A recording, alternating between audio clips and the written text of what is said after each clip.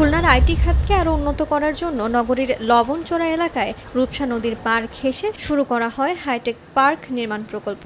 বর্তমানে বন্ধ রয়েছে এই প্রকল্পের কাজ।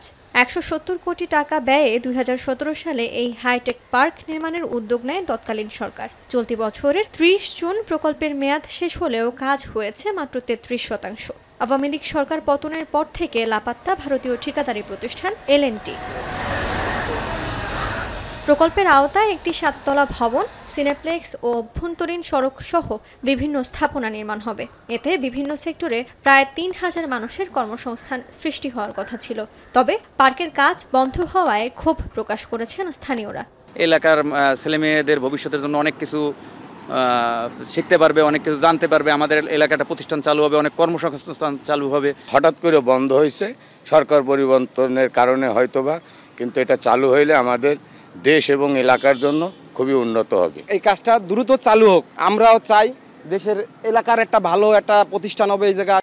খুলনায় চলমান আরও একটি নিভু প্রকল্প শেখ হাসিনা মেডিকেল কলেজ বিশ্ববিদ্যালয়। ২০২০ সালের ১৩ জুলাই মন্ত্রিসভায় বিশ্ববিদ্যালয়টি আইনের খসড়া নীতিগত অনুমোদন পায়। পরে চলতি বছরের মে মাসে প্রকল্পটির অনুমোদন দেয় জাতীয় অর্থনৈতিক পরিষদের নির্বাহী কমিটি। তবে ৫ আগস্টের পর অনেকটা অনিশ্চিত এই প্রকল্পের কাজ।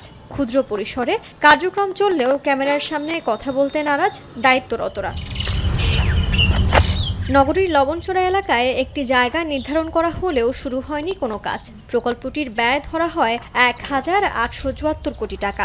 এ টাকায় জমি অধিগ্রহণ, বিশ্বমানের একটি হাসপাতাল, একাডেমিক ভবন ও প্রয়োজনীয় অবকাঠামো নির্মাণ করার কথা রয়েছে। চলতি বছরে শুরু হয়ে ২০২৬ সালের ডিসেম্বরে শেষ হওয়ার কথা ছিল এর কাজ। এদিকে ২০১৫ সালে প্রতিষ্ঠিত হয় খুলনা কৃষি বিশ্ববিদ্যালয়। ২০১৯ সাল থেকে একাডেমিক কার্যক্রম শুরু হলেও নেই কোনো প্রশাসনিক ভবন।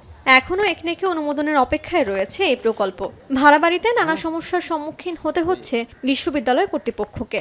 যে কার্যক্রমগুলো হাতে নিয়েছিল এগুলো প্রক্রিয়া ধীর গতিতে হয়েছে। ডিপিপিটা পুনরায় আবার নতুন করে রিভাইজ করে প্রদান করা হয়, মন্ত্রণালয়তে জমা দেওয়া হয়। শিক্ষা মন্ত্রণালয় থেকে অর্থ মন্ত্রণালয়, এখন শিক্ষা মন্ত্রণালয়ে আসেন।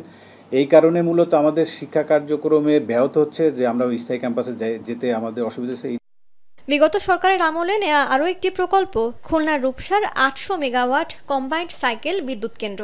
৮,০০০ কোটি টাকা ব্যয়ে ২০১৯ সালে নগরীর খালিশপুরে এই বিদ্যুৎ কেন্দ্র নির্মাণের সিদ্ধান্ত হয়। ২০২৩ সালে এই প্রকল্পের কাজ শেষ হওয়ার কথা ছিল। তবে গ্যাসের অনিশ্চয়তা সত্ত্বেও চলছে প্রকল্পের কাজ। এরই মধ্যে গত আগস্টে বিদ্যুৎ কেন্দ্রটি পরিদর্শনে আসেন বিদ্যুৎ, জ্বালানি ও খনিজ সম্পদ মন্ত্রণালয়ের উপদেষ্টা মোহাম্মদ ফাজুল কবির খান। এ সময় তিনি প্রকল্পটি নিয়ে হতাশা প্রকাশ করেন। বিগত সরকারকে নানা অনিয়ম ও দুর্নীতির সুযোগ করে দিতেই এ ধরনের প্রকল্প নেওয়া হয়েছে বলে অভিযোগ তার। কার স্বার্থে এখানে ৮,০০০ আর ৯,০০০ কোটি টাকা খরচ হলো, কিন্তু মানুষ এটা থেকে কোনো উপকার পাচ্ছে না।